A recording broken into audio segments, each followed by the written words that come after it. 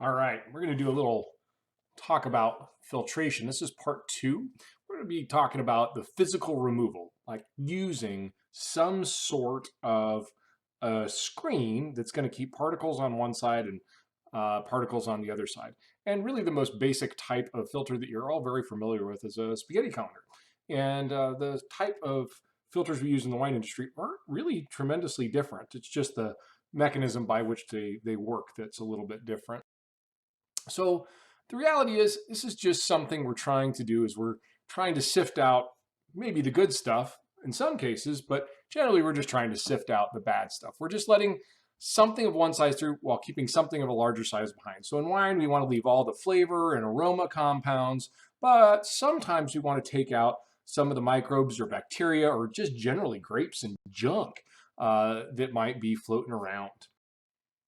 So this is the real important piece of filtration, is that these have to be done in order. So we have to do rough filtration, which is like pressing to remove grape skins, coarse filtration. Then we have other types of filters that do that.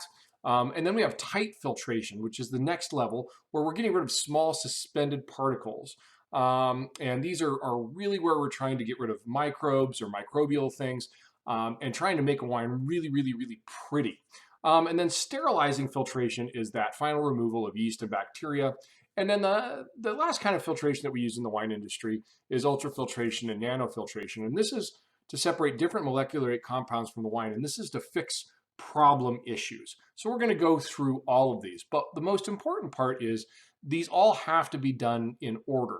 You can't go straight to sterile filtration from rough filtration or you'll clog the filter. It's just a matter of the amount of stuff that you've got to get out of the way, and you don't want to clog up your filter.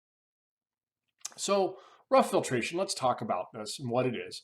We're removing big particulate matter. We're removing grape debris and bugs and seeds. And so this is one of those things when I always hear that winemakers are unfiltered, I have a hard time believing that, because the reality is that even a wine press is a rough filter. It's filtering out junk. It's filtering out the stems and the seeds and the grape skins and things like that. But obviously this is a really good example of a filter because it's keeping really big things on one side, tangible things that you can see, and keeping and then allowing the wine to flow through. And in a lot of cases, it's allowing the yeast to flow through, because if you're like pressing before dryness, the last thing you'd want to do is, especially in a red wine where you're trying to make a big dry tannic red wine, is filter out all those yeast that are going to continue fermenting afterwards. And for those of you that in your red wine projects that you pressed before dryness, good thing, because you continued to monitor and barrel and watch the bricks drop, and that's the fermentation process still going. If we would have taken the yeast out of the equation, it could have been pretty detrimental to the quality of your wine.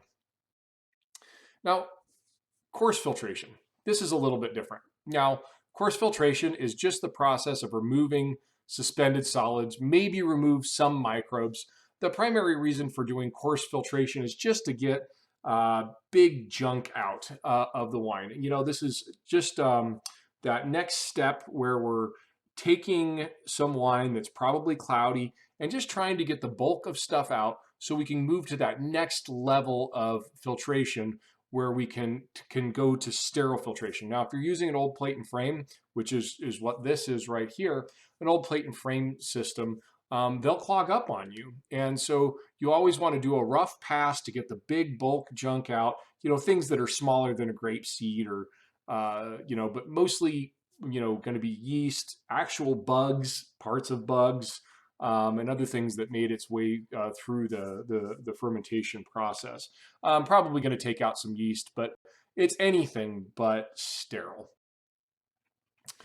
And then our next step is tight filtration. And tight filtration is also known as polishing filtration. And this is where we're really starting to look at making a wine brilliantly clear. And in this case, where we're looking at clarity and going back to clarity, after you take something through tight filtration, regardless of whether it gets the microbes out or not, we're looking for brilliant polish. And most of you saw this when you did your white wine carboy projects. This is where we took that little plate and frame filter and we filtered it and made your wine from kind of cloudy in the carboy to that brilliantly clear. I assure you there were still plenty of microbes in that wine afterwards, but it's really pretty, it's bright, and it would be definitely below that 0.5 NTUs if you put it in a turbidimeter. It'd be really bright, really vibrant. But this is a really good example of what happens in a tight filtration. Now, this is a particularly interesting one, and it's a surprise to me, but this is a real world example. So back in 2017, actually it was early 18, this is a great learning story, and I'll go to solving a Breck problem. We'll put that a little later this quarter, but we accidentally topped all of our wine with Brettanomyces infected wine. And so we had to sterile filter every single wine in the building. And the reason I was worried about it being the topping wine is when I looked at the number of cells. It's really unusual to see Brettanomyces at such low numbers if it's growing in wine. So what we had here is we had an instance where this had been added to the wine. The good news is we hadn't racked the wine yet, so it just fell onto the surface of the yeast bed down below, and then when we washed and racked all the wines, we were able to remediate it and filter those wines. So we got really, really lucky. But nonetheless, this was wine that was put through our cross-flow filter, which is a nominal filtration unit. And what this shows is that even after the filter, it got rid of pretty much everything, but there's still about 60 cells per milliliter of Saccharomyces. Now, a scorpion panel isn't perfect because it looks at DNA pieces. So this could have been just a couple of little chunks of yeast or leftover pieces of yeast, could have just been strands of DNA. But nonetheless, this is the idea is that even tight filtration, even though when you go buy a plate and frame filter or a cross-flow filter, after that process, it's only nominally clean. It's not completely polished clean. It isn't completely free of microbes. And this is why no matter what, after you nominally sterile filter the wine, you have to do an absolute sterile filtration if you want microbe-free wine. So we did this to all of your whites, and I really wish I could have had you there, but you weren't. So here's what we've got. And so in this case, this takes us back to that idea that no matter how good the filter is, when it's nominally sterile, you still can have microbes come through on the other side. But again, this wine, the Cab Franc in particular, went through a rough filtration first, and that was the pressing process. Then we went through another step with it where it went through a coarse filtration because there's a little pre-filter on the cross flow, and then it went through nominal sterile filtration. So this has already been through 3 passes by the time it gets to that after filter. And then when we bottle, we go through another filter. So we're talking rough filtration, coarse filtration, nominal sterility, and then final sterile filtration to be able to get it completely done. So again, tight filtration, this is the next level. And now on to sterile filtration. In wine, the only way we can do this is with our Code 7 membrane filters. And these are on the bottling truck. You've seen me steam these up for bottling of our Muscat. And this particular instance of filter is just a really expensive piece of equipment that comes in at about $350 a filter. So it's the last thing you want to just blow through for no apparent reason. But they're not designed to hold a lot of dirt. Their whole purpose is to catch that last 60 cells per mil of yeast that went by in the nominal process, or a couple pieces of bacteria or whatever. And this is particularly important with wines with residual sugar, because if there's any residual sugar, in time the sulfur dioxide levels are going to drop. And boom, once that happens, wines re-ferment. And filtration technology has gotten really, really good. Compared to where it was when I started working in the wine industry back in about 1997, so we're only talking 23 years ago, which sounds like an eternity, but in the wine world, it's like last week. We would see wines regularly re-ferment on the shelf. It was not an unusual occurrence, especially in German Rieslings. We would probably about once a week have a spontaneous re-fermentation, and the bottles would start exploding on the shelf.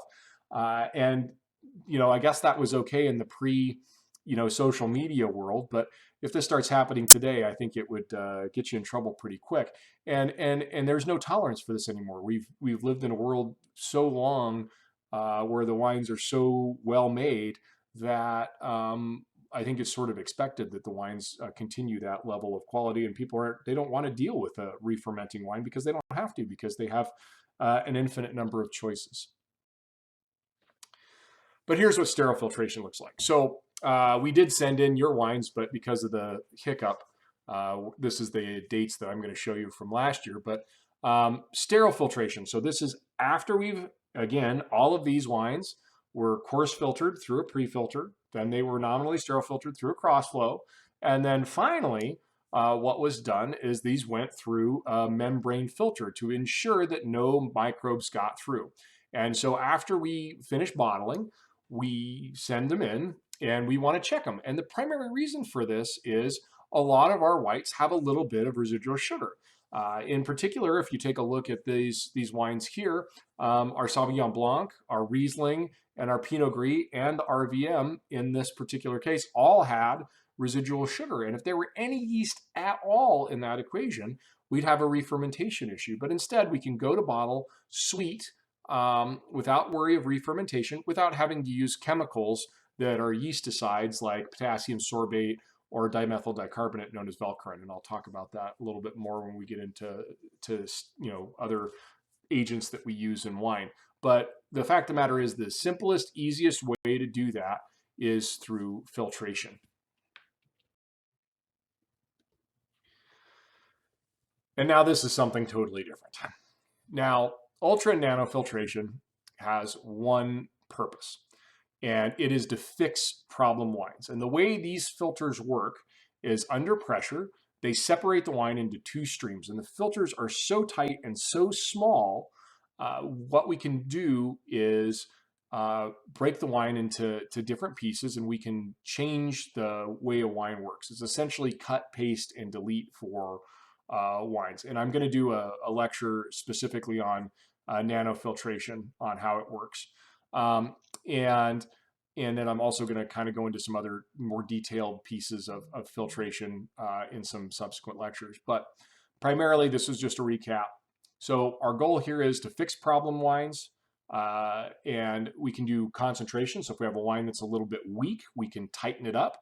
We can take out volatile acidity. You can reduce your alcohol. You can remove 4-ethylphenol and 4-ethylglycol, the smell of Brettanomyces. We can take that and filter the wine, separate it into pieces, and then go ahead and run it through a carbon filter and clean it up. We can take out TCA. So some wineries actually get what's called systemic TCA. So the cork taint, it can exist in wineries. So if the wineries were tainted with TCA, it can end up in the wine, and it's not even from the cork. The wine can just taste corked from a place, and this can remediate that.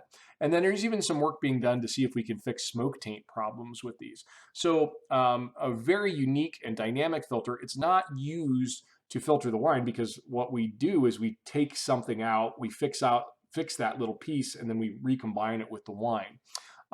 Again, this is not a normal part of just day-to-day operations filtration. This is what you would do if you are looking to fix a problem wine. And primarily as a winemaker, you don't really need to understand the dynamics of this, because most wineries don't own one of these.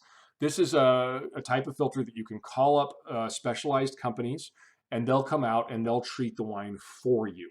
The most important thing is knowing the technology, knowing who to reach out to, whether it be Wine Secrets or VA Filtration, and have them come out. I think even Abeja has a unit that they rent out, and there's some other services out there that have these. But it's important to note that this exists, and you can call people up and they'll come out and treat your wine for you if you have these problems. Probably, again, not something you need to know completely, but just know who to call when you do run into these problems, because you can fix them. And there are people out there that are professionals at just doing this. So I wanted to show you an example of a wine that we treated with ultrafiltration. And in 2016, our Carmenere was a little rough. 2016, the vineyard was extraordinarily overgrown. I believe the Carmenere was hanging at about 12 tons per acre. And 2016 also had another issue that came with it, is that not only was it overgrown and overcropped, additionally, we had a fairly cool season. And we had moisture at all the wrong times, right at kind of fruit set. Then it never got particularly warm through the rest of the year. And then we had a cool, long, wet harvest. And that means the berries were very full, they weren't concentrated, and the wine subsequently was weird to say the least. So we had a wine that was sitting here with a combination of 11.74% alcohol. And not only that, but it was only 5.1 grams a liter of acid. So we had low alcohol, low acid, high pH, and low tannin. And it was just the fattest, sloppiest, just, it really didn't have a lot of pleasure. The wine was very uh, lean, thin, boring, just not good. And so, but there were some nice aromatics in it that we wanted to harness. So what we went ahead and did is we subsequently went through this and concentrated the wine. So we took the control wine and then we ran it through a filter where we had a filter in it that was tight enough that it kept all the organic acids in, with the exception of volatile acidity. It did. The VA in this wine stayed exactly the same. But what we did see was that as we took out the permeate is the piece that just has some water and a little bit of acetic acid, and the other things were too big to fit through. So it helped raise the tannin from 220 milligrams a liter to 307, which is a little bit more than a 25% concentration, but pretty close. We did see a 25% increase in titratable acidity, and then we look at ethanol, and we did have a nice pop in ethanol as well. So we were able to take a wine that was pretty thin and lean and help pop the acidity, so it was nice and vibrant. We brought up the tannin, and when you get tannin in combination with acid, it gives it weight. And then we went ahead and we were able to raise the ethanol content a little bit, and that just made the wine a bit more generous and exciting. So this is an example of where you can take this sweet spotting or ultrafiltration technology and just simply concentrate a wine. And over the years, we've done it to reduce alcohol in Viognier. We've done it to remove volatile acidity in a Riesling. And I'm hoping to do a problem wines lecture where we go through and just talk about how we solve issues. And this ultrafiltration is a fantastic tool. Again, if you think about it, though, over the years, our ultrafiltration machine was $13,000, and we've treated a whopping 3 wines. And if you add up the total case production of all 3 of those wines, we're at 150 cases. And so you're looking at a price tag of almost $100 a case for our investment on this. So the return on investment would be non-existent for these wines, but nonetheless, a pretty cool tool that you can use. So let's do the basics. Just a quick recap, because I want you to make sure that you have a really good handle on the terminology. Rough filtration is used to remove tangible chunks of debris. You can see it, you can touch it, you can feel it. These things are measured in fractions of a millimeter, so you can see this stuff. And this is what the press takes out. Coarse filtration is to remove large particulates and some microbes. This is important for your nomenclature when you go to work. Oh, we need to put that through a coarse filtration unit because that wine's a little cloudy, and we need to, before we put it back to barrel, we want to make sure it's a little bit more clear. This would be something that you'd see in like particular in Grenache and Carmenere from our vineyard in particular. These wines don't settle, and so sometimes you might want to do a little bit of coarse filtration even before going back to barrel, just to get them to settle down a bit. Tight filtration is for polishing a wine to vibrant clarity, and this ranges in size from 0.46 microns nominal up to 10 microns. And this is a way of filtering wine where we polish to a vibrant clarity. And this isn't sterile, but it's going to make the wine really pretty looking. And so for wines like a red wine that's completely malolactic dry, that's completely sugar dry, you may not want to put it through a filter. I mean, a tight crossflow filter can bang the wine around a little bit, and the more that you move the wine, the more you use the wine, the more chance you have of doing some flavor damage to it. So maybe you just really like the way it tastes and you like the generosity of the wine. So you just say, you know what?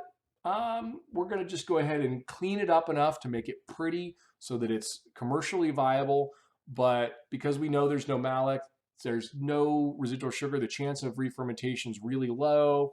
As long as we don't have any really nefarious creatures like Pediococcus in large amounts or Brettanomyces in large amount, we might just do a coarse filtration or a tight filtration just to get it really pretty. And then finally, sterile filtration is an absolute filter. You do it with a membrane, and this is at the bottling line. You wouldn't do it any other time. It's strictly at the bottling line just before you go to bottle. And this is a situation where no microbes pass. And we did this with all of the white wines that you guys are tasting currently. And then finally, ultrafiltration and nano-filtration is completely outside of this box, and you do it to fix problem wines. But let me back up that the other ones have to happen in order, and they always have to happen at a same size. So if you rough filter down to no large amount, but then you coarse filter, your coarse filtration, if you coarse filter to 10 microns, you have to tight filter a little bit smaller than that.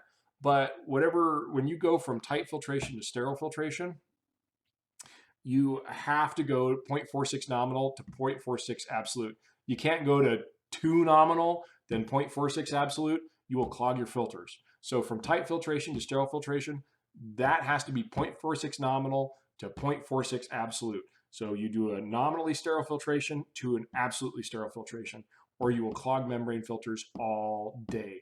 It's a stair step, and you have to do them in order. And that is all. If you have any questions, feel free to shoot me a note.